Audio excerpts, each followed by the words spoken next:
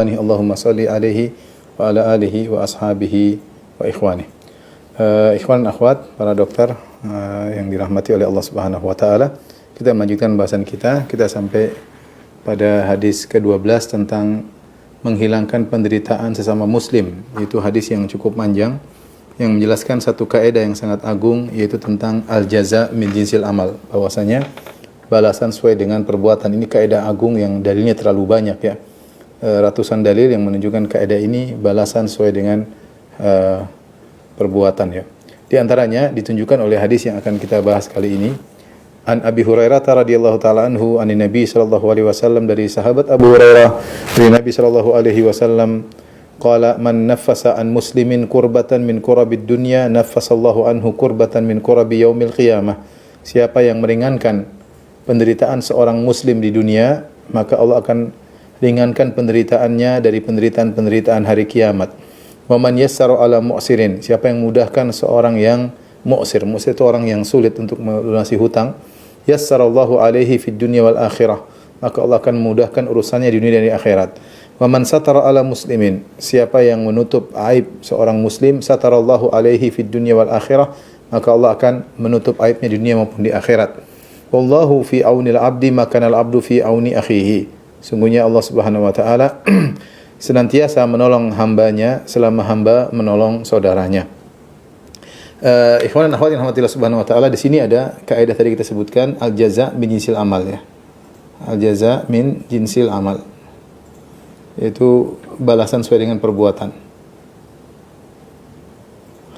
Dan dalam hadis ini Rasulullah sallallahu alaihi wasallam menyebutkan tiga contoh dalam hadis ini.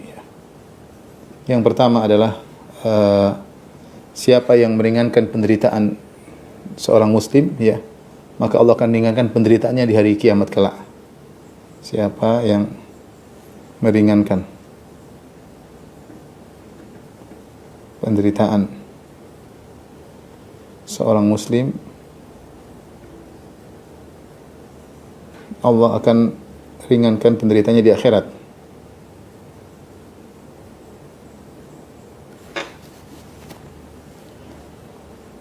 Penderitaannya di akhirat.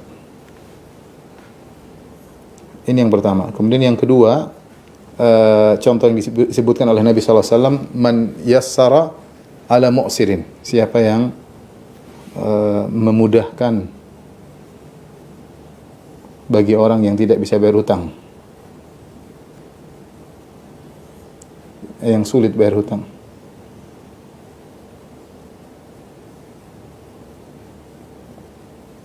Maka Allah akan mudahkan urusannya di dunia dan akhirat.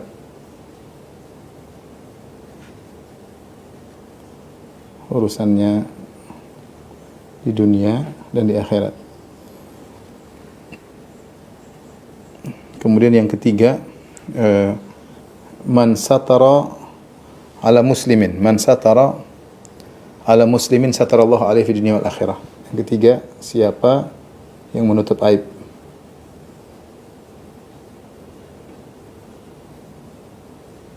muslim, Allah tutup aibnya di dunia dan akhirat.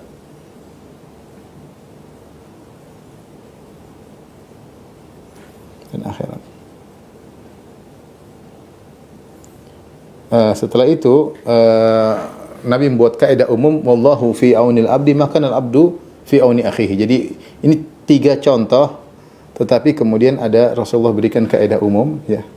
Setelah Rasulullah SAW menyampaikan ini, kaidah umum bahwasanya Allah Subhanahu wa taala senantiasa menolong seorang hamba. Menolong hambanya selama sang hamba menolong saudaranya.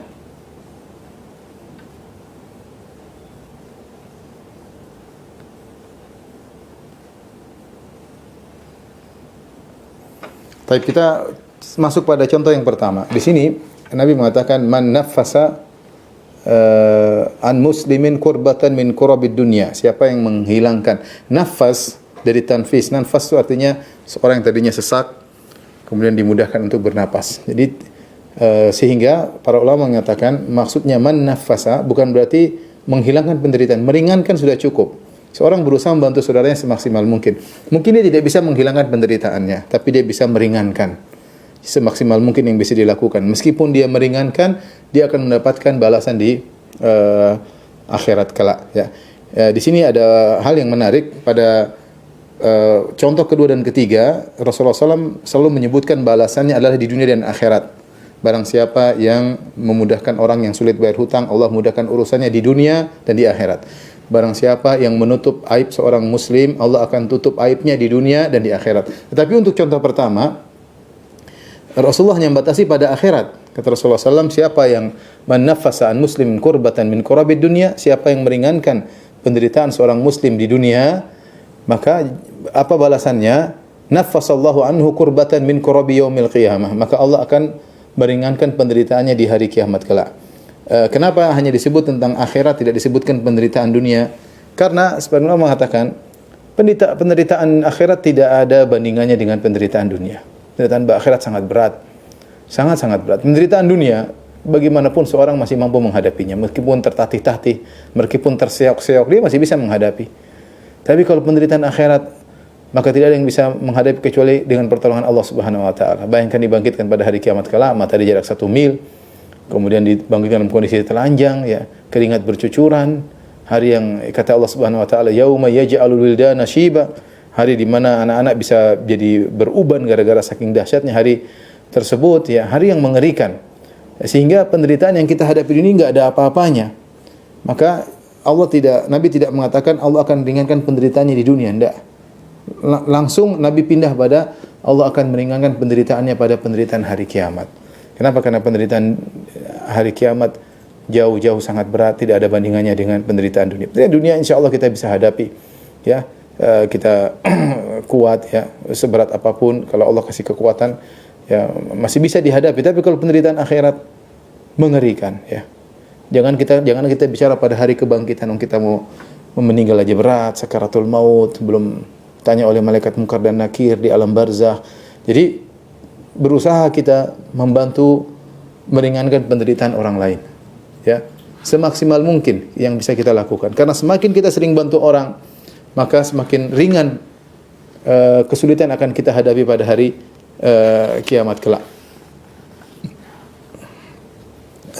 Dan ibadah seperti namanya ibadah muta'addiyah. Ibadah muta'addiyah itu ibadah yang berdampak pada orang lain. Ini lebih afdal di sisi Allah daripada ibadah qasirah. Ibadah qasirah itu ibadah yang untuk diri sendiri. Baca Quran untuk sendiri misalnya, baca tafsir untuk diri sendiri, salat malam, salat sunnah, ya. Kalau kita disuruh milih antara ibadah yang qasirah yang kembali kepada diri kita sendiri atau ibadah yang bermanfaat bagi orang lain, maka ibadah bermanfaat bagi orang lain lebih utama. Makanya Nabi SAW bersabda dalam satu hadis, la an amshi ma akhin fi hajatihi ahabbu ilayya min an a'takifa fi hadzal masjid syahran. Sungguhnya aku berjalan dengan saudaraku, menemani saudaraku untuk memenuhi keperluannya, lebih aku sukai daripada iktikaf di Masjid Nabawi selama sebulan. Ya, karena kalau iktikaf kembali kepada diri sendiri. Tapi kalau menolong orang, ya, untuk membantu urusannya, maka pahalanya sangat besar, ya, pahalanya sangat besar karena ibadah tersebut ibadah muta'addiyah, yaitu memberi manfaat kepada orang lain, dan itu lebih disukai oleh Allah Subhanahu wa taala daripada ibadah yang terkait dengan diri sendiri. Baik. Jadi kita di antara sarana kita untuk mendapatkan pahala, kita cari orang yang menderita. Ada orang menderita, kita bantu. Tidak harus menghilangkan penderitaan tersebut. Kita bantu sebisa kita, meringankan sudah cukup, ya. Apalagi kalau kita bisa menghilangkan. Baik, di antaranya, dan ini amalan paling dicintai oleh Allah Subhanahu wa taala. Ya, makanya dalam satu hadis Rasulullah SAW mengatakan, wa habbul a'mali ila Allah sururun tudkhilu ala qalbil muslim. Amalan yang paling dicintai oleh Allah adalah rasa kebahagiaan yang kau masukkan dalam hati seorang muslim. Au tatruda anhu ju'an, atau kau hilangkan rasa laparnya. Au taqdi anhu dainan, atau kau hilangkan, kau lunaskan hutangnya.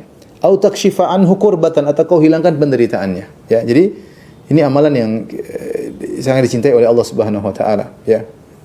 Oleh karena saya dulu punya seorang guru namanya Ustaz Abu Sa'ad rahimahullahu taala. Beliau adalah orang yang paling perhatian sama orang lainnya.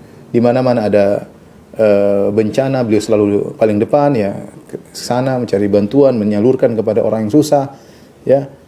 Bisa jadi hal ini membuat mungkin sebagian ibadahnya mungkin kurang ya, karena tadi dia harus beribadah untuk orang lain, orang banyak ya. Maka kalau kita ada kesempatan untuk membantu orang lain, maka itu ibadah sangat disukai oleh Allah Subhanahu wa taala. Contoh yang kedua, kata Nabi sallallahu alaihi wasallam, "Man yassara ala mu'sirin." Siapa yang memudahkan orang yang kesulitan bayar hutang ya. Di hadapan kita ada orang yang tidak bisa bayar hutang, kita bisa melakukan 3 perbuatan kebaikan terhadap orang yang tidak bisa bayar hutang. Yang pertama, kita tunda, kita bilang sudah nanti bayar aja kapan-kapan, sekarang enggak apa-apa, enggak usah dibayar, ini sudah dapat pahala. Yang kedua, kita kurangi, dia mampu bayar, kita bilang sudah enggak usah bayar semua, bayar 50%, bayar 30%, bayar 70%. Yang ketiga yang terbaik, kita ikhlaskan, enggak usah bayar ya, enggak usah bayar. Jadi terhadap orang yang berhutang ada 3 sikap ya. Ada 3 sikap bagi orang yang berhutang. Yang pertama adalah menunda, memberi kesempatan, menunda pembayaran. Tidak apa-apa, nanti aja ya. Dia belum mampu ya. Nanti aja, tidak jadi masalah. Kemudian yang kedua, mengikhlaskan, kalau bahasa kita mengikhlaskan sebagian hutang. Yang ketiga adalah mengikhlaskan seluruhnya.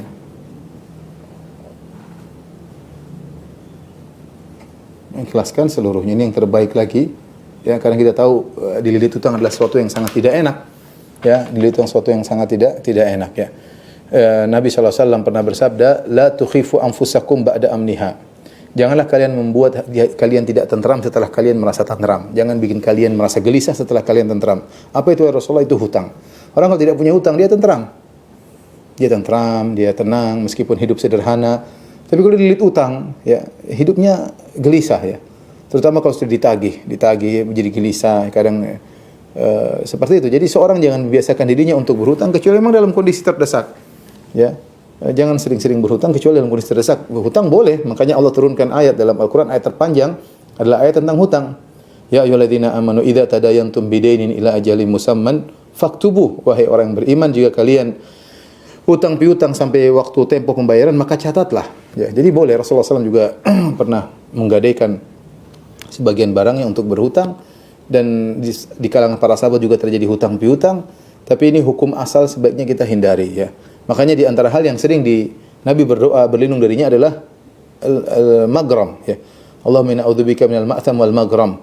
Rasulullah SAW berdoa, ya Allah, aku berlindung kepada Engkau dari dosa dan dari utang piutang. Sampai beliau ditanya, ya Rasulullah, kenapa Anda begitu sering berlindung daripada hutang? Maka Rasulullah SAW menjelaskan, orang kalau sudah berhutang, maka dia idza gharima haddatha, kalau dia sudah berhutang maka dia akan berbicara, fakadzaba, maka dia berdusta. Wa wa'ada fa akhlafa, dan dia sudah berjanji dia akan menyelisihi. Dan ini artinya utang itu membuat orang terjerumus dalam dosa-dosa yang lainnya. Kalau sudah utang ditagih, sudah bingung, kepepet, insyaallah besok, lusa. Padahal dia enggak niat bayar. Akhirnya dipaksa janji, ya nanti minggu depan. Janji lagi nanti bulan depan, ditagih lagi, enggak, akhirnya ganti nomor telepon. Akhirnya dia terjerumus dalam kesulitan dan akhirnya terjerumus dalam dosa-dosa yang lain, minimal dosa dusta. Oleh karenanya hutang adalah sesuatu yang tidak mengenakan ya. Nah,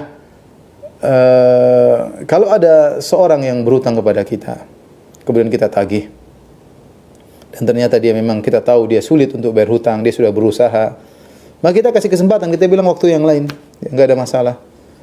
Kata Allah Subhanahu wa taala, wa in kana dzu usratin fanadhiratun ila maisarah. Jika dia memiliki kesulitan, maka tundalah sampai tiba waktu dia mudah untuk membayar. Maka jangan kita paksa. Bahkan sebenarnya mengatakan wajib. Kalau kita beri hutang sama orang itu kita tahu tidak bisa bayar. Memang dia tidak punya aset, dia tidak punya apa-apa. Wajib bagi kita untuk beri penundaan. Karena Allah berfirman, wa in kana dzu usratin fanadhiratun ila maisarah. Kemudian kata Allah Subhanahu wa taala, wa anta saddaqu khairul lakum. Dan jika engkau bersedekah khairul lakum in kuntum ta'lamun. Jika kalian lebih mengetahui. Artinya bersedekah bagaimana dengan menggugurkan sebagian hutangnya. Dia punya hutang 100 juta, kita udah bayar aja 50 juta. 50 juta saya ikhlaskan. Atau kalau lebih hebat lagi kita ikhlaskan semuanya, udah enggak usah bayar. Saya ingin mengharapkan pahala dari Allah Subhanahu wa taala. Jadi ini di antara hal yang membantu kita selamat di dunia maupun di akhirat. Kita dimudahkan urusan kita oleh Allah di dunia maupun di akhirat adalah kita bersikap baik terhadap orang yang punya utang sama kita. Lain halnya kalau orang tersebut memang kepala batu, dia punya aset dia enggak mau jual, ini kan cerita, kita bisa laporkan ke pihak yang berkompeten dalam hal ini.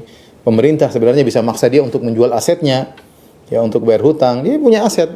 Kita bicara tentang orang yang kesulitan. Memang kita tahu dia orang baik, cuma kesulitan, maka kalau bisa kita beri penundaan, kalau enggak kita lebih baik lagi kita memberi keringanan, kalau enggak kita lunaskan.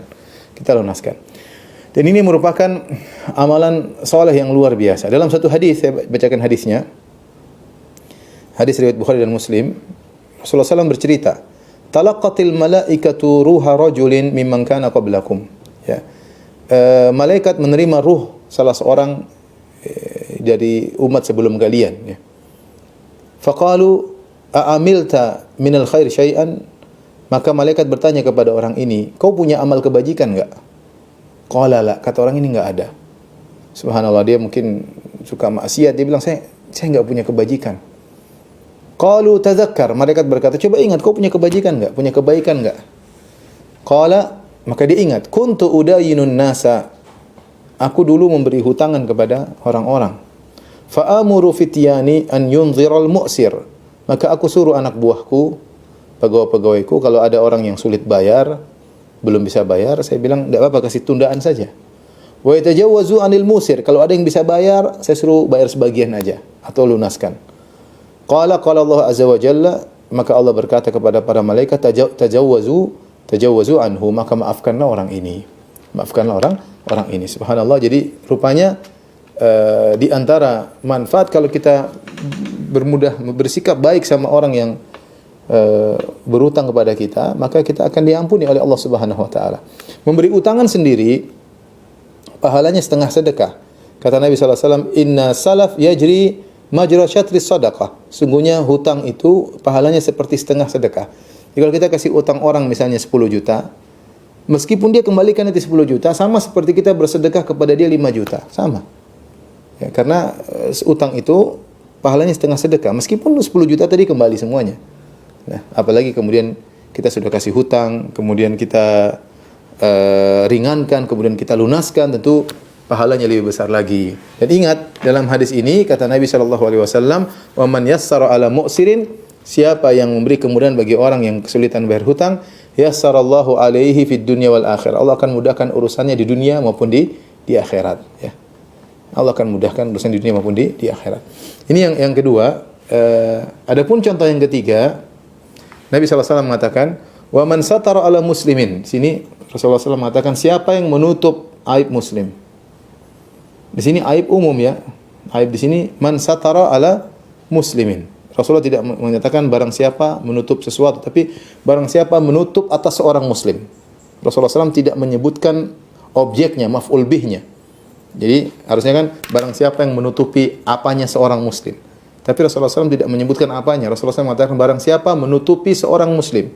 Kata para ulama ini dalil bahwasanya hadis ini umum, mencakup apapun keburukan, aib yang ada pada saudara kita, kita tutupin. Ya. Maka apa balasannya di dunia dan akhirat? Satarallahu alaihi fid dunya wal akhirah. Maka Allah akan menutup dia pula di dunia maupun di akhirat. Dan kita ini sangat butuh aib kita ditutupi oleh Allah Subhanahu wa taala. Ya.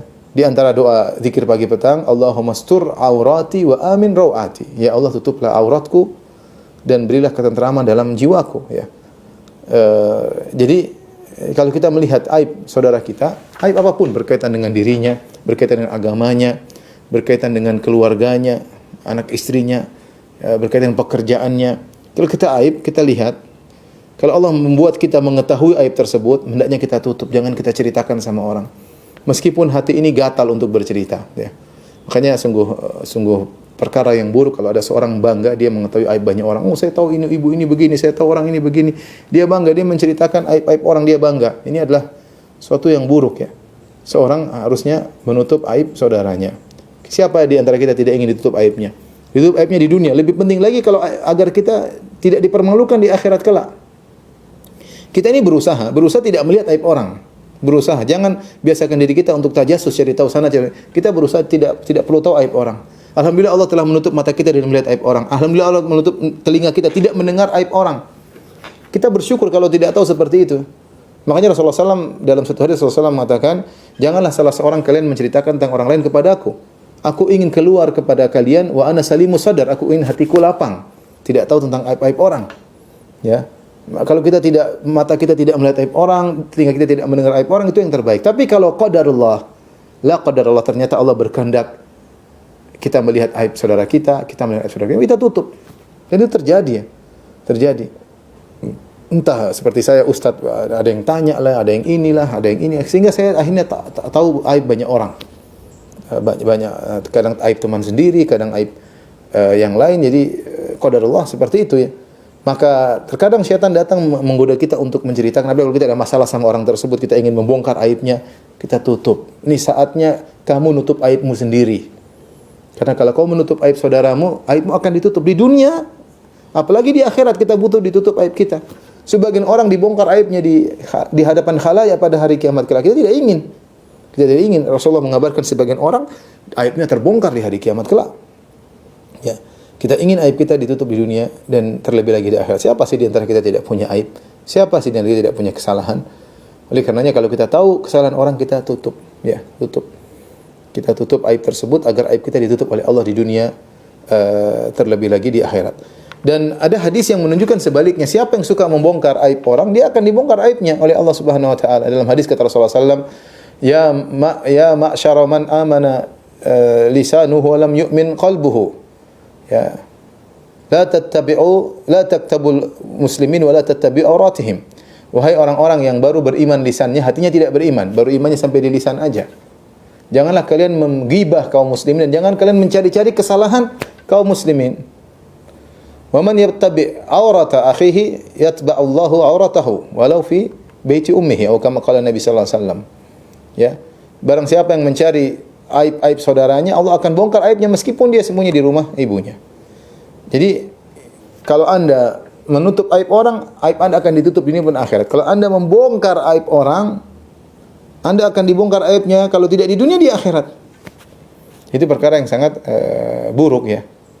Perkara yang sangat buruk. Kita bilang kita ini terkadang dihormati oleh orang, dihargai oleh orang, bukan karena apa? Bukan karena kebaikan yang kita lakukan, tapi karena aib kita ditutup oleh Allah Subhanahu wa taala. Makanya seorang salaf mengatakan, saya tidak tahu mana yang lebih indah nikmat yang Allah berikan kepadaku. Apakah kemudahan melaksanakan perintah-perintahnya ataukah aibku ditutup oleh Allah Subhanahu wa taala? Ya. Karena ditutupnya aib oleh Allah Subhanahu wa taala adalah anugerah tersendiri. Ya. Oleh karenanya ini tiga hal yang Rasulullah SAW sebutkan dalam hadis ini, tiga contoh menghilangkan penderitaan, memberi keringanan bagi orang yang berhutang dan menutup aib.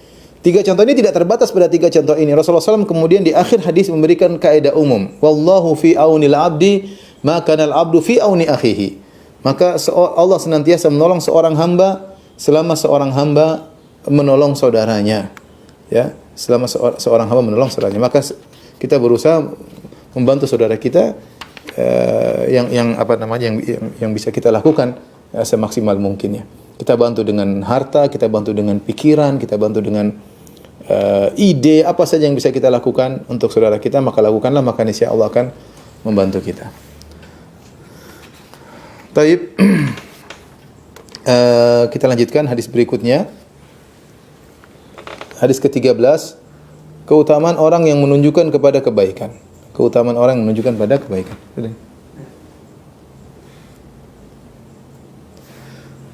Wa an Abi Mas'ud radhiyallahu taala anhu, dari sahabat Abu Mas'ud radhiyallahu taala anhu, qala Rasulullah sallallahu alaihi wasallam bersabda, man dalla ala khairin falahu mithlu ajri fa'ilihi.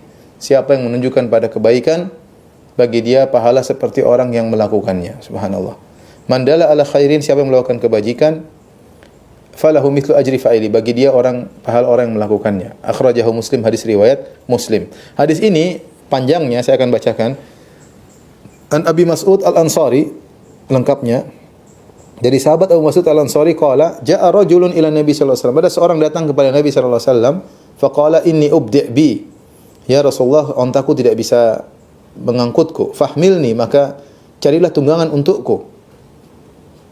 Ya, mungkin dia mau jihad, mau apa ya. Tunggangan dia tidak bisa jalan ya. Dia minta, ya Rasulullah, kalau ada tunggangan saya pingin. Faqala ma indi, kata Rasulullah SAW, tidak ada tunggangan, aku tidak punya tunggangan. Faqala rajulun, ya Rasulullah, ada seorang berkata, ya Rasulullah, ana adulluhu ala man yahmiluhu. Aku bisa tunjukkan kepada dia, kepada seorang yang bisa memberi tunggangan kepada dia. Faqala Rasulullah SAW bersabda, man dalla ala khairin falahu mithlu ajri fa'ilihi. Barang siapa yang melakukan kebajikan, menunjukkan kepada kebajikan, bagi dia pahala seperti orang yang melakukannya. Perhatikan di sini, ini saya gambarkan kejadian ini. Jadi ada orang datang, si A datang kepada Nabi sallallahu alaihi wasallam. Si A datang menemui Nabi sallallahu alaihi wasallam minta diberi tunggangan, mungkin mau berjihad atau mau perjalanan. Kata Nabi, "Ma indi, saya tidak punya tunggangan." Datang si B mengatakan, "Ya Rasulullah, ana adullu ala man yahmiluhu." Ya Rasulullah, saya bisa tunjukkan kepada si A ini orang yang bisa beri tunggangan itu si C. Si B bilang, "Ya Rasulullah, saya bisa tunjukkan si A kepada si C punya tunggangan untuk dia. Tunggangan nganggur, dia bisa pakai." Apa komentar Nabi sallallahu alaihi wasallam? "Man dalla ala khairin falahu mithlu ajri fa'ili." Siapa yang menunjukkan pada kebaikan, maka bagi dia pahala seperti orang yang melakukannya. Perhatikan si B ini, dia bukan pemilik tunggangan. Dia hanya menunjukkan kepada si C yang punya tunggangan, si C. Tapi dia juga dapat pahala sebagaimana yang dilakukan oleh si A. Kalau si A memakai tunggangan tersebut untuk keperluan jihad atau yang lainnya, si B dapat pahala, si C dapat pahala, si B juga dapat pahala. Dan ini diantara keluasan karunia Allah Subhanahu wa taala. Allah membuka peluang berpahala sebanyak-banyaknya. Perhatikan, saya ulangi lagi. Si B ini bukan pemilik tunggangan. Jadi dia tidak punya modal harta, dia cuma modal tunjukkan. Dia bilang, "Awala adulhu, ana adullu ala man yahmiluhu." Ya Rasulullah, aku akan tunjukkan kepada si A, si C bisa kasih tunggangan sama dia. Ternyata Rasulullah mengatakan, siapa yang memberi petunjuk kepada kebaikan, bagi dia pahala seperti pahala orang yang melakukannya. Melakukan kebajikan tersebut. Khilaf di kalangan para ulama. Apakah pahalanya sama persis? Gampangnya gini. Saya nasihati orang, saya misalnya nggak punya duit. Saya nasihati orang, kamu kalau haji dapat pahala besar. Saya nggak punya duit, tidak bisa hajian. Terus saya bilang orang untuk berhaji. Orang itu akhirnya tergerak hatinya dan dia daftar haji kemudian hajian. Gara-gara apa? Gara-gara sebuah sepatah dua kata yang saya sampaikan kepada dia. Taib. Saya menunjukkan pada kebaikan dan dia kerjakan. Kata Nabi, falahu mithlu ajri fa'ilihi. Bagi dia pahala seperti orang yang melakukannya. Nah, timbul pertanyaan, apakah saya juga dapat pahala haji persis seperti yang dia lakukan? Sini ada khilaf di kalangan para ulama. Sebenarnya mengatakan enggak, dia hanya mendapatkan pahala awal. Ada yang mengatakan tidak, dapat pahala lengkap. Dan masalah pahala urusan Allah Subhanahu wa taala, mau obral pahala terserah Allah Subhanahu wa taala. Dia yang berhaji yang memotivasi juga dapat pahala persis seperti yang berhaji. Maka ini membuka pintu kita untuk peroleh pahala sebanyak-banyaknya dan tidak pelit untuk menunjukkan pada kebaikan. Tidak pelit menunjukkan pada kebaikan. Tapi kita bahas hadis ini. Kata Nabi sallallahu alaihi wasallam, "Man dalla ala khairin falahu mithlu ajri fa'ilihi." Man artinya siapa yang menunjukkan kepada kebaikan, yang menunjukkan pada kebaikan,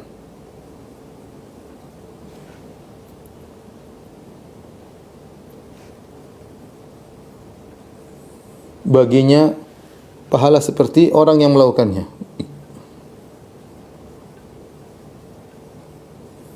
Seperti pahala orang yang melakukannya, yang mengerjakannya, yang mengerjakan kebaikan tersebut.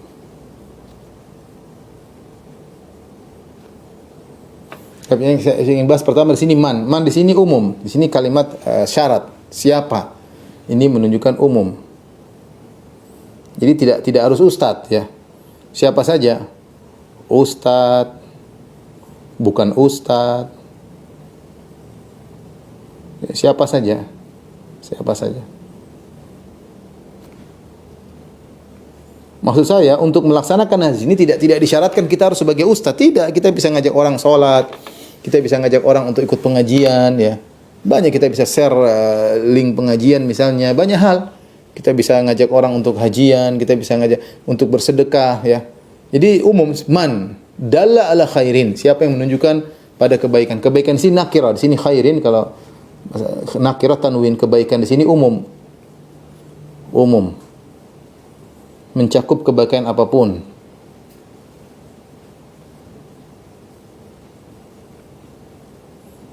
Kebaikan dunia, kebaikan akhirat, kebaikan dunia, kebaikan akhirat, ya. Apa saja, ya.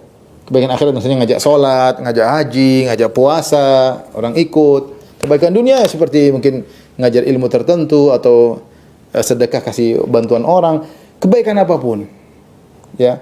Falahu mislu, bagi dia mislu itu artinya persis kalau bahasa Arab, mislu.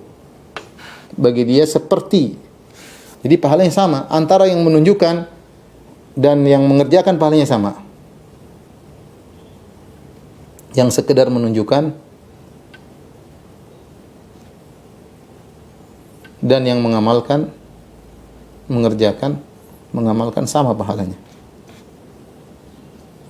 Sama pahalanya. Mungkin mengatakan, Ustaz kok enak sekali cuma menunjukkan pahalanya sama. Ya, terserah Allah Subhanahu wa taala. Terserah Allah Subhanahu wa taala. Dari sini kita tahu bahwasanya bagaimana para ulama mereka memiliki pahala yang sangat besar. Mereka menulis buku, mereka membimbing umat, banyak yang kemudian dapat hidayah, banyak yang kemudian pahala ngalir terus, ya, bagi mereka. Bayangkan misalnya Anda punya teman seorang belum sholat. Terus Anda dekati dia, Anda ajak jalan-jalan, mungkin ngobrol, ngajak makan bakso bareng, gratis, Anda traktir, seminggu, 2 minggu. Terus dia sholat akhirnya, gara-gara Anda dakwahi. Dia sholat selama 30 tahun, 40 tahun, sampai dia meninggal, pahalanya semua ngalir sama Anda. Enak nggak? Enak, cuma modal bakso berapa kali. Yang penting mau, itu berdoa kepada Allah Subhanahu wa taala. Berdoa, ya Allah bukalah hidayah bagi dia, ya Allah bukalah hatinya, ya Allah, sebelum kita dakwahi, ya. Hidayah di tangan Allah Subhanahu wa taala. Tapi kita melakukan sebab di antaranya kita dakwahi, ngomongin pelan-pelan. Kalau dia kemudian nyambung dan dia kemudian mengerjakan apa yang kita arahkan, pahala yang semua ngalir sama kita. Itu nikmat yang sangat luar biasa. Ya, ada orang mungkin terjerumus dalam kesyirikan, kemudian kita ingatkan tentang tauhid, kemudian dia punya tauhid, dia tawakal kepada Allah. Selama hidupnya dia tawakal, bertauhid, pahala yang ngalir semua sama kita. Kenapa? Karena kita yang mengingatkan. Bukan kita yang ngerjakan, dia yang ngerjakan. Ya. Belum lagi kalau dia ngajak orang lain lagi. Dia ngajak orang lain lagi. Ini orang ngajak istrinya, ngajak anaknya. Kita dapat pahala MLM. Pahala terus-menerus mengalir. Ya, maka seorang jangan pelit untuk menunjukkan pada kebaikan, ya. Dan ingat tadi, saya ingatkan tadi bahwasanya ketika kita ingin menunjukkan pada kebaikan, kita bisa berperan sebagai donatur, atau kalau tidak bisa jadi donatur, kita memberi petunjuk kepada donatur. Bayangkan mungkin kita nggak punya duit, kita bilang sama seorang, Pak, ini ada gini-gini, ini bisa ada bangun pondok, bangun masjid. Dia keluarkan uang, kita dapat pahala juga. Kita cuma nunjukin doang.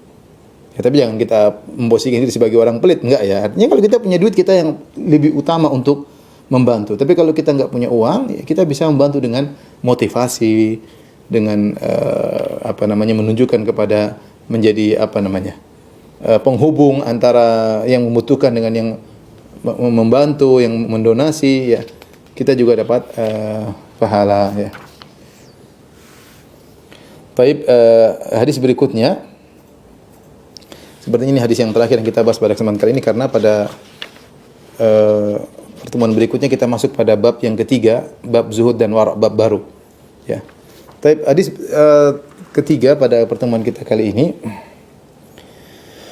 Wa an Ibnu Umar radhiyallahu taala anhu, dari sahabat Ibnu Umar radhiyallahu taala anhuma, Abdullah bin Umar, anaknya Umar bin Khattab radhiyallahu taala anhuma, anin Nabi sallallahu alaihi wasallam, dari Nabi sallallahu alaihi wasallam beliau bersabda, man ista'adzakum billahi fa'a'idhuhu. Siapa yang meminta tolong kepada kalian dengan menyebut nama Allah, maka tolonglah dia. Siapa yang berlindung kepada kalian dengan menyebut nama Allah, maka lindungilah dia. Wa man sa'alakum billahi fa'atuhu. Siapa yang ada orang yang meminta kepada kalian dengan menyebut nama Allah, maka berikanlah permintaannya atau kabulkanlah permintaannya. Wa man ata ilaikum ma'rufan fakafi'uhu. barang siapa yang melakukan kebajikan padamu, pada kalian, maka balaslah kebajikan tersebut. Fa illam tajidu, kalau kalian tidak bisa membalas, fad'u lahu, maka doakanlah orang tersebut atas kebajikan yang dia lakukan. Akhrajahul Baihaqi, hadis riwayat Imam Baihaqi. Saya ulangi, dari Ibnu Umar radhiyallahu ta'ala anhuma, dari Nabi sallallahu alaihi wasallam, Rasulullah SAW bersabda, "Man ista'adakum billahi fa'idhuhu." Siapa di antara kalian ada yang minta berlindung kepada kalian dengan menyebut nama Allah, maka lindungilah dia. Wa man sa'alakum billahi fa'atuhu. Kalau ada yang datang kepada kalian minta sesuatu dengan menyebut nama Allah, maka berikanlah permintaannya tersebut.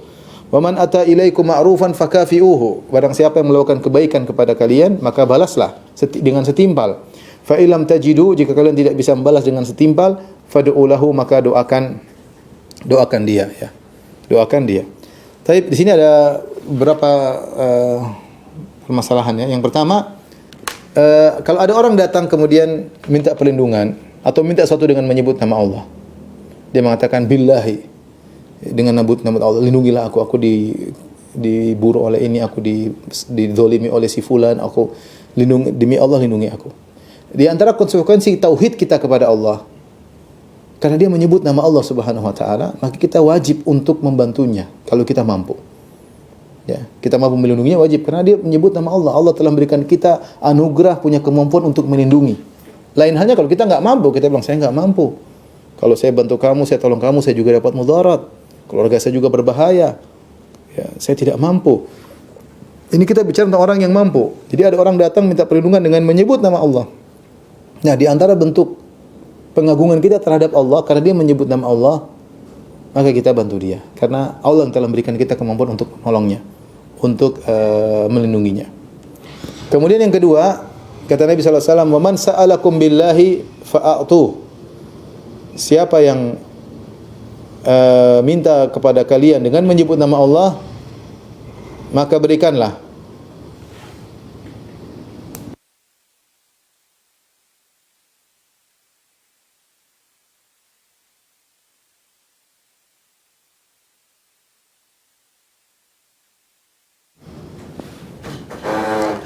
Yang kedua, man sa'alakum billahi fa'altuh. Siapa yang memohon kepada kalian dengan menyebut nama Allah, siapa yang memohon kepada kalian dengan menyebut nama Allah, fa'altuh, maka berikanlah. Berikanlah. Ini sama. Kalau ada yang datang kepada kita menyebut nama Allah, billahi, demi Allah, bantulah saya, maka wajib bagi kita, hukumnya wajib. Tentunya melihat situasi dan kondisi, kalau kita mampu, kalau kita tahu ini orang ini memang sengaja memanfaatkan nama Allah sedikit-sedikit, dengan nama Allah minta melulu, ya. Kita tentunya tidak sepenuhnya memenuhi permohonan dia, karena dia hanya mempermainkan nama Allah, menjadikan nama Allah untuk meminta sana minta sini. Tapi ada orang yang tidak biasa meminta dengan menyebut nama Allah. Dia tidak meminta dengan menyebut nama Allah kecuali dalam kondisi terdesak. Dia mengatakan billah. Saya kalau di tanah air di Indonesia hampir tidak ada orang minta dengan menyebut nama Allah, minta tolong kita atau. Tapi kalau di Arab Saudi ada sebagian teman yang mungkin dia merasa kesulitan, dia bilang billah ya alaik. Ya, demi Allah, dia minta dengan menyebut nama Allah, bantu saya ini. Dalam kondisi kita tahu dalam kondisi sulit kita bantu. Karena dia telah menyebut nama Allah dan Allah tahu orang ini telah meminta dengan menyebut namanya. Nah, kalau kita punya kemampuan, kita tahu rezeki Allah berikan kepada kita, kita punya kemampuan, maka kita wajib bantu orang tersebut. Selama kita mampu. Kalau enggak mampu, ya tidak wajib, ya. Taib, berikutnya kata Nabi SAW, "Man ata ilaikum ma'rufan." Siapa yang berbuat baik kepada kalian, maka balaslah kebaikan tersebut, ya. Balaslah kebaikan tersebut. Ini tidak lain, ini sunnah Nabi SAW. Jadi orang kalau memberi kita sesuatu, kita balas dengan sesuatu yang setimpal, ya. Dia kasih kita sesuatu, kita kasih dia juga setimpal dengan, agar kita berusaha tidak punya hutang budi. Kita tidak punya, apalagi orang tersebut sederajat dengan kita. Ada orang-orang yang memang dia memberi, dia tidak butuh untuk dibalas, seperti mungkin orang sangat kaya raya atau raja, ya. Mungkin kalau kita raja kasih kita sesuatu, kita balik kasih, mungkin dia tersinggung, ya. Mungkin orang yang maksudnya pengusaha besar atau orang sangat kaya raya atau raja atau sultan, dia kasih sesuatu, dia tidak butuh balasan, ya. Dia tidak butuh balasan materi yang dia berikan. Justru kalau kita kasih materi, mungkin dia merasa terhina, merasa apa, ya. Ya, tapi Kalau orang yang selevel dengan kita, yang sama-sama pas-pasan misalnya, yang sama-sama kita tahu sama membutuhkan, kalau dia kasih kita sesuatu, kita berusaha balas seperti yang dia berikan kepada kita. Kita berusaha balas seperti yang dia berikan kepada kita. Dengan demikian kita tidak punya hutang budi kepada siapapun. Ya, karena namanya hutang budi itu namanya kita merendah di hadapan orang punya hutang budi sama kita ya. Ya, kita merendah di hadapan orang tersebut. Dan ini punya pengaruh terhadap tauhid kepada Allah Subhanahu wa taala. Seorang sebisa mungkin tidak meminta pertolongan kepada orang lain semaksimal mungkin. Makanya Rasulullah SAW pernah membaiat para sahabat ala yas'aluna an-nasa syai'an, untuk tidak minta sesuatu pun kepada manusia. Rasulullah pernah membaiat sahabat supaya apa? Mereka benar-benar tauhid kepada Allah. Ya. Karena semakin kita minta bantuan sama orang, kita semakin punya hutang budi sama dia, semakin tunduk di hadapan dia. Sebagaimana pernyataan seorang penyair, ahsin ilan nasi tasta'bid qulubahum. Berbuat baiklah kepada orang lain, maka kau akan menundukkan hatinya ya. Sebagaimana perkataan Syekhul Islam Ibnu Taimiyah rahimahullah taala, ihtaj ila man syi'ta takun asirahu. Butuhlah engkau kepada siapa yang kau kehendaki, butuhlah engkau kepada dia, maka kau akan jadi tawanannya. Istagni amman syi'ta takun nadhirahu. Jadilah dirimu tidak butuh kepada orang lain, maka kau akan menjadi seimbang dengan dia, selevel dengan dia. Wa ahsin ila man syi'ta takun amirahu. Berbuat baiklah kepada orang lain, maka kau akan jadi pemimpinnya, kau akan menundukkan dia. Ya, di antaranya tadi ihtaj ila man syi'ta takun asirahu. Butuhlah engkau kepada orang lain, kau akan menjadi tawanannya. Maka di antara sunnah, kalau ada orang beri kita hadiah kebaikan, kita balas kebaikan tersebut. Ya, kita ingat kebaikan tersebut dan kita balas di dunia. Ya, kita berusaha balas. Makanya Nabi mengatakan fakafi'uhu, yaitu balaslah dengan setimpal. Mukafa'ah maksudnya balaslah dengan apa? Setimpal. Mungkin enggak sekarang, tapi kita ingat dia pernah kasih kita ini. Suatu saat kita akan kasih dia. Suatu saat. Dan itu saling membuat kita semakin saling mencintai. Tahadu tahabu. Saling memberi hadiah, maka kalian saling mencintai. Ya. Tadi saya katakan kecuali orang tersebut orang yang mungkin tidak butuh materi, dia kasih sebagai bentuk penghargaan, dia tidak butuh materi, ya. Mungkin kalau kita balas dengan materi dia malah tersinggung, ya. Tapi kalau orang itu adalah orang yang selevel dengan kita, apalagi di bawah kita, kita berusaha membalas kebaikannya yang setimpal. Kata Nabi, fa illam tajidu fad'u lahu. Kalau kalian tidak mendapatkan apa yang bisa membalas setimpal tersebut, maka doakanlah dia, doakan dia. Dalam riwayat kata Nabi sallallahu alaihi wasallam, fad'u lahu hatta ta'lamu an qad kafatumuhu. Doakan dia terus sampai kalian mengetahui bahwasanya ini sudah pas timpal buat dia. Jadi sering kita doakan. Orang ini orang yang berbuat sama kita, kita ingat. Kita doain dia. Dia perhatian sama kita. Bisa jadi dia kasih materi, bisa jadi dia kasih perhatian, bisa dia kasih bantu kita dengan waktu, bisa jadi dia bantu kita dengan pikirannya, bisa jadi dia bantu kita dengan kedudukannya. Artinya dia bantu kita lah. Kita tidak bisa membalas dengan setimpal berupa materi, berupa seperti apa yang dia lakukan kepada kita, maka kita punya jalan keluar. Jalan keluar itu doakan dia. Sering kita doakan dia. Doakan dalam salat malam, doakan dalam salat, dalam sujud kita doakan. Sampai kita merasa saya sudah cukup untuk mendoakan dia. Ya. Minimal di hadapan dia kita mengatakan jazakallahu khairan. Semoga Allah membalas kebaikan bagimu. Ya, kemudian ketika kita bersendirian kita juga doakan dia ya. Ya karena ya dia kasih bantuan kita cuma jazakallahu khairan kayaknya sedikit. Kita perlu doa terus yang banyak buat dia karena dia telah memberi kebaikan bagi kita. Baik, ini ikhwan dan akhwat para dokter rahmatillah subhanahu wa taala yang saya sampaikan pada kesempatan kali ini. Ini kita insyaallah masuk pada bab yang ketiga, bab sud dan wara pada pertemuan berikutnya insyaallah taala. Kalau ada yang bertanya saya persilahkan. Wallahu taala alam bisawab. Alhamdulillah. Kita masuk ke sesi tanya menjawab. Ini ada saya bacakan dulu Ustaz yang chat, tolong chat dulu Ustaz. Ada yang bertanya. Assalamualaikum warahmatullahi wabarakatuh. Izin bertanya, apakah ada doa yang dicontohkan oleh Rasulullah supaya kelak di akhirat kita tidak tergolong sebagai salah seorang yang dibangkrutkan amal pahalanya di akhirat? Ada di bawahnya juga, mohon doa khusus untuk memohon dilepaskan dari litan hutang. Agar kita tidak jadi orang bangkrut, intinya kita jangan berbuat zalim sama orang lain. Jangan berbuat zalim sama orang lain. Kita berdoa saja seperti doa keluar rumah di antara doa Allahumma inni a'udzubika an adil au udal au azlim au uzlam. Di antara doa tersebut, ya Allah aku berlindung kepada Engkau dari aku berbuat zalim atau aku dizalimi. Ini doa keluar rumah ya. Kita berdoa ya Allah jangan sampai aku menzalimi orang lain. Doa khusus saya tidak tahu, tapi di antara doa yang maknanya seperti itu adalah tadi Allahumma inni a'udzubika an azlim. Ya Allah, aku berlindung kepada Engkau jangan sampai aku menzalimi. Karena kezaliman inilah yang buat kita akan bangkrut pada hari kiamat kelak, sebagaimana perkataan Imam Syafi'i, bi'sazat ilal ma'ad al-udwan 'alal ibad.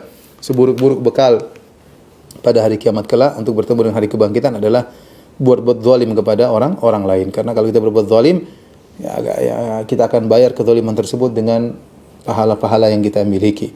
Ya, dan jangan berharap orang mau maafin kita pada hari kiamat kelak ya. Dia akan berusaha menuntut sebisa mungkin, satu kebaikan pun dia akan ambil dari kita. Maka seorang jangan menzalimi orang lain ya. Intinya berlindung dari kejahatan lisan ya, dari kejahatan ya, jangan sampai kita tulisan, jangan sampai kita menzalimi orang lain ya. Kapan kita berbuat zalim sama orang lain, maka kita akan bangkrut pada hari kiamat kelak. Yang kedua, doa untuk agar lunas hutang ya, tadi di antaranya Allahumma inna a'udzubika minal ma'tham wal maghram. Di antaranya Allahumma inna a'udzubika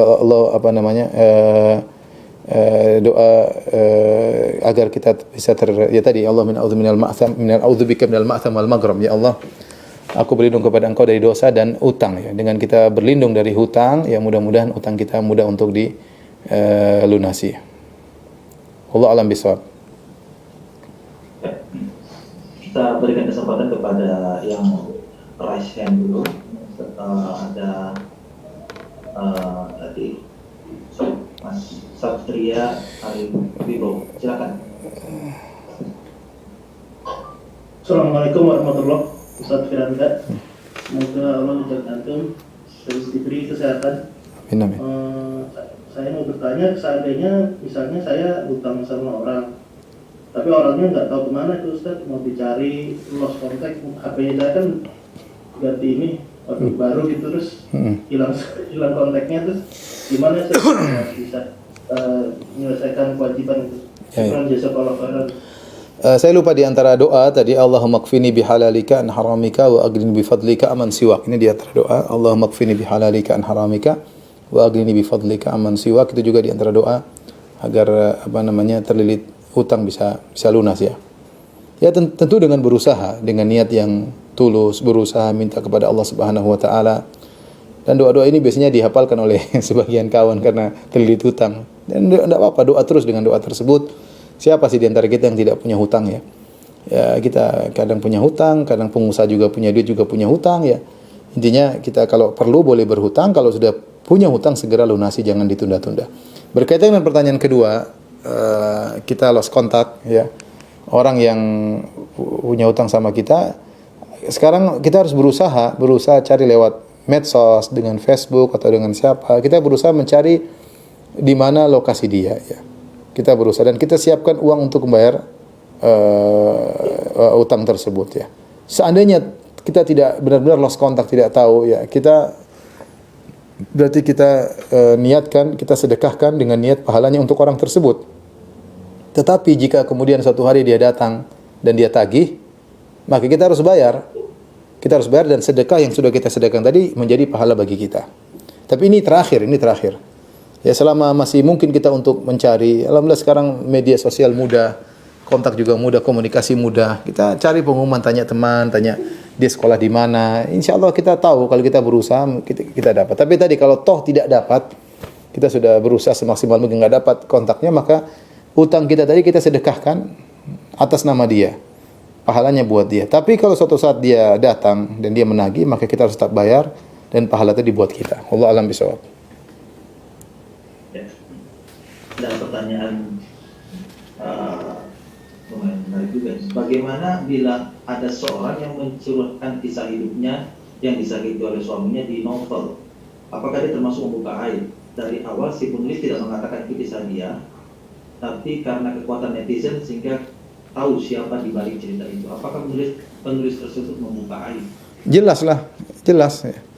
Tidak perlu dia bilang. Jadi ghibah itu tidak disyaratkan harus kita sebut nama. Tapi kalau dipahami siapa yang dimaksud, itu sudah ghibah. Jadi ghibah tidak disyaratkan si fulan, tidak perlu sebut si fulan. Kita bilang ada orang begini-begini. Tapi yang mendengar ngerti yang dimaksud siapa, itu sudah ghibah. Meskipun tidak kita sebut nama. Ini terjadi kadang ghibah kita ngobrol sama teman, Tidak seperti ada orang, kita nggak sebut nama, tapi audiens atau yang mendengar ngerti maksud kita siapa. Itu sudah termasuk ghibah. Nah, kalau ada seorang menceritakan aib suaminya atau aib rumah tangganya, dia tulis kemudian dikonsumsi oleh banyak orang, dikonsumsi oleh ratusan orang, ribuan orang, maka ini dia hati-hati, dia harus segera minta maaf ya. Kalau tidak, Allah akan bongkar aibnya. Kalau enggak di dunia, dia selamat di dunia, Allah akan bongkar aibnya di akhirat. Semakin banyak yang tahu aib keluarganya, dia semakin sengsara pada hari kiamat kelak. Ya, dia akan semakin sengsara pada hari kiamat kelak. Seharusnya dalam kehidupan rumah tangga tidak ada yang luput dari namanya kekurangan. Kalau terjadi perceraian atau perpisahan, ya maka saling menutup salah satu dengan yang lainnya, ya. Bukan malah mengumbar satu dengan yang lainnya. Ya, intinya saya nasihati kepada orang yang melakukan ini, hendaknya dia bertobat kepada Allah Subhanahu wa taala. Saya nggak tahu bagaimana caranya, yang penting dia bertobat, minta maaf kepada keluarganya. Hanya kembali kepada Allah, saya nggak tahu, karena aibnya mungkin dibaca oleh ratusan orang, ribuan orang, dan itu membongkar aib dia, nanti dia akan sengsara pada hari kiamat kelak. Waliyadzubillah. Segera minta maaf dan bertobat kepada Allah Subhanahu wa taala, minta keridhaan dari keluarganya tersebut yang mungkin dia sudah berpisah darinya. Allah alam. Kemudian saya ingatkan kepada kawan-kawan juga, jangan ikut membaca. Kalau sudah tahu itu aib keluarga, jangan ikut baca. Ya, ibu-ibu mungkin ikut baca. Ini namanya sama dosanya, ikut menebar dosa. Dia ikut baca, udah tahu ini aib orang, dia malah buka, malah tertarik untuk membaca. Ini sama. Ya, bukan cuma penulisnya saja yang dapat dosa, yang membaca juga dapat dosa. Yang baca juga dapat dosa. Sudah tahu itu aib, malah baca. Harusnya dia berlindung kepada Allah untuk tidak melihat aib orang, bukan malah menelaah aib orang, apalagi ikut melariskan berita aib tersebut. Wallahu a'lam bishawab. Ini banyak terjadi di mana-mana, Ustaz. Hah? Ya. Sering terjadi di mana-mana. Biasa. Ini ada. Bismillah, Assalamualaikum Ustaz. Bagaimana jika membantu kaum kafir dalam berbuat kebaikan? Apakah kita mendapat pahala dan seperti yang dibahas pada kajian kali ini? Iya, dapat kita iya, tentu muslim lebih utama kita bantu, ya. Makanya di akhir hadis kata Nabi sallallahu alaihi wasallam, "Wallahu fi aunil abdi ma kana al-abdu fi auni akhihi." Allah senantiasa menolong seorang hamba selama seorang hamba menolong saudaranya. Akhihi maksudnya sama muslim. Itu lebih utama. Tetapi kepada kaum muslim, kepada manusia secara umum juga boleh dapat pahala juga. Dan ini ijma' di kalangan para ulama menyebutkan firman Allah Subhanahu wa taala, "Wa yut'imuna ta'ama ala hubbihi miskinan wa yatiman wa asira." Di antara sifat-sifat penghuni surga, mereka memberikan makanan yang mereka sukai kepada yatim, anak yatim, kepada miskin dan kepada asir. Asir itu adalah tawanan perang dan dia kafir. Dan ini praktik oleh para sahabat. Para sahabat ketika ada tawanan perang kafir, dia memberi makan, berbuat baik kepada tawanan tersebut, tawanan perang. Yang ini tawanan tadi ingin bunuh dia ketika terjadi peperangan. Ini tawanan tadi ingin bunuh dia ketika terjadi peperangan, kemudian kalah, ditangkap. Allah suruh berbuat baik sama tawanan tersebut. Orang kafir, tapi dapat pahala. Demikian juga Allah Subhanahu wa taala berfirman, "La yanhakumullah 'anil ladzina lam yuqatilukum fid din wa lam yukhrijukum min diyarikum an tabarruhum wa tuqsitu ilaihim innallaha yuhibbul muqsitin." Allah tidak melarang kalian untuk berbuat baik, berbuat baik kepada orang-orang kafir yang tidak memerangi kalian dan tidak mengusir kalian dari negeri kalian. Jadi berbuat baik kepada manusia secara umum berpahala meskipun orang kafir, tapi yang lebih utama adalah sesama muslim. Allah alam bisawab. Ada pertanyaan seperti ini, Pak. Setelah saya hitung jumlah zakat mal saya tahun ini, ternyata jumlahnya sama dengan hutang orang tersebut kepada saya. Jika saya mengikhlaskan hutang tersebut sebagai pembayaran zakat mal saya tahun ini, apakah saya masih bisa masuk dalam kandungan hadis ini, atau saya tetap harus membayar zakat mal? Tidak boleh seperti itu. Jadi namanya zakat harus ada yang mengeluarkan dan ada yang menerima. Maka jalannya dia keluarkan zakat tersebut kepada orang tadi. Dan dia jangan bilang kamu lunasi utang kamu ya, jangan. Enggak perlu. Kasih aja. Kalau dia mau lunasi pakai utang itu sudah. Tapi pertama dia tidak masuk dalam hadis tadi. Hadis tadi berbeda. Hadis tadi berbeda, yaitu dia tidak menjadikan zakat sebagai pembayar uang utang tadi. Artinya utang tadi sudah lunas, tidak perlu dia hitung, tidak perlu dianggap ada punya hutang. Itu baru masuk dalam hadis yang kita bahas. Adapun ini ceritanya dia ingin agar utang orang tersebut lunas dengan uang zakat dia. Jadi dia tidak perlu keluarkan uang tersebut, masuk otomatis dia niatkan untuk membayar utang orang tadi. Ini tidak boleh kata para ulama. Karena zakat ada namanya wa'atuz zakat, mengeluarkan zakat. Jadi apa yang bisa dia lakukan? Dia bayarkan zakat tersebut, uang tersebut kepada orang yang punya utang sama dia. Dia bayarkan. Orang itu nanti mau bayar, terserah orang itu, ya. Tapi jangan dia bilang ini saya kasih, jangan lupa ya untuk bayar utangmu kepada saya, itu nggak boleh. Nggak boleh, ya. Seperti itu. Wallahu a'lam bishawab. Ya. Pertanyaan berikutnya, semoga Allah selalu melindungi Ustaz warga. Apakah kita juga berkewajiban membalas pemberian dari atasan kita? Atasan kita, membalas kebaikan dari atasan. kalau atasan tersebut bosnya, kalau maksudnya saya nggak paham juga.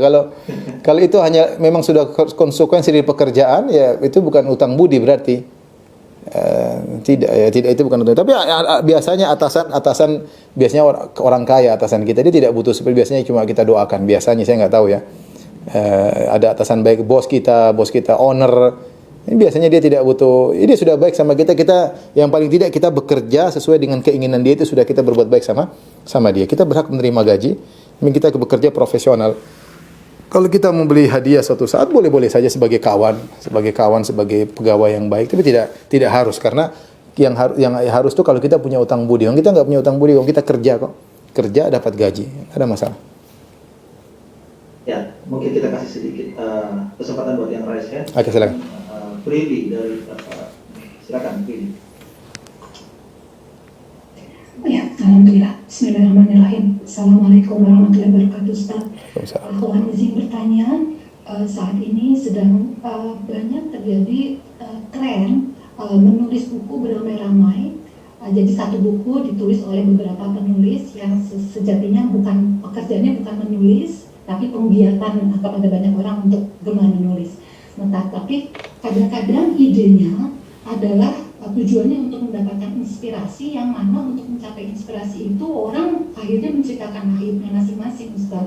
Apakah itu tentang masalah keluarga atau mengenai hal yang lainnya.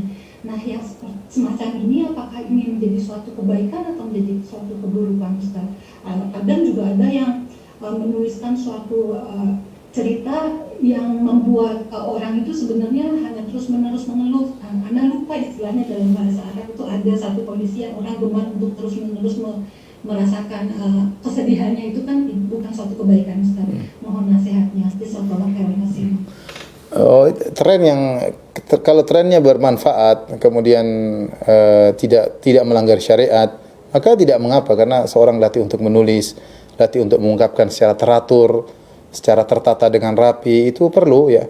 Tapi kalau ternyata yang ditulis adalah hal-hal yang melanggar syariat, membuka aib sendiri, keluhan-keluhan yang itu tentunya tidak baik ya. Ini tentu tidak baik ya. Mungkin orang sulit cari inspirasi kalau inspirasinya adalah kesulitan yang dia hadapi, kemudian dia mengeluh. Beda halnya kalau dia cerita tentang kesulitan dia, kemudian akhirnya dia berhasil sebagai bentuk syukur kepada Allah, bukan sebagai ujub. Mungkin boleh-boleh saja, tapi kalau tadi untuk hanya sekedar mengeluh tanpa ada solusi, kemudian menceritakan aib keluarga atau menceritakan aib diri sendiri, maka ini tentu tidak diperbolehkan karena syariat melarang hal tersebut. Wallahu a'lam bishawab. Ya. Mungkin pertanyaan terakhir. Kita kasih ke yang raise hand tadi nih, Bu Maradila, silakan.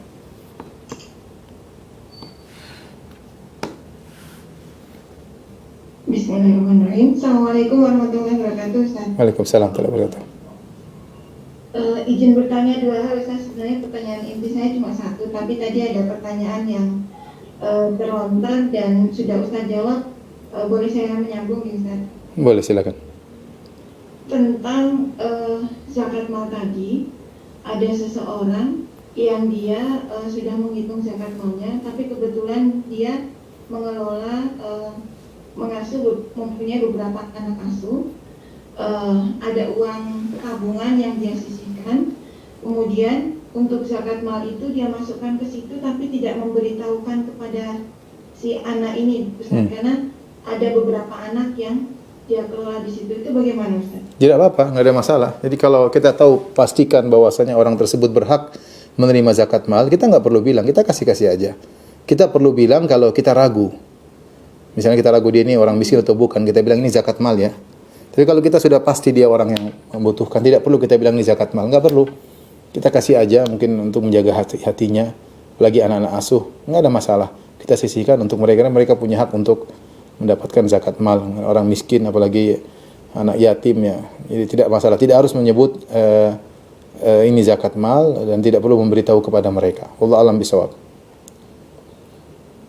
Baik, pertanyaan kedua Ustaz, berkenaan dengan hadis yang orang yang meminta dengan menyebut nama Allah, apakah orang yang memulai, ada orang meminta bantuan tapi kalau nulis WA pakai awalan bismillah, itu apakah termasuk dalam hadis itu? Bukan. Jadi bukan bismillah, tapi billahi alaik ya. Demi Allah saya minta kepadamu, beda.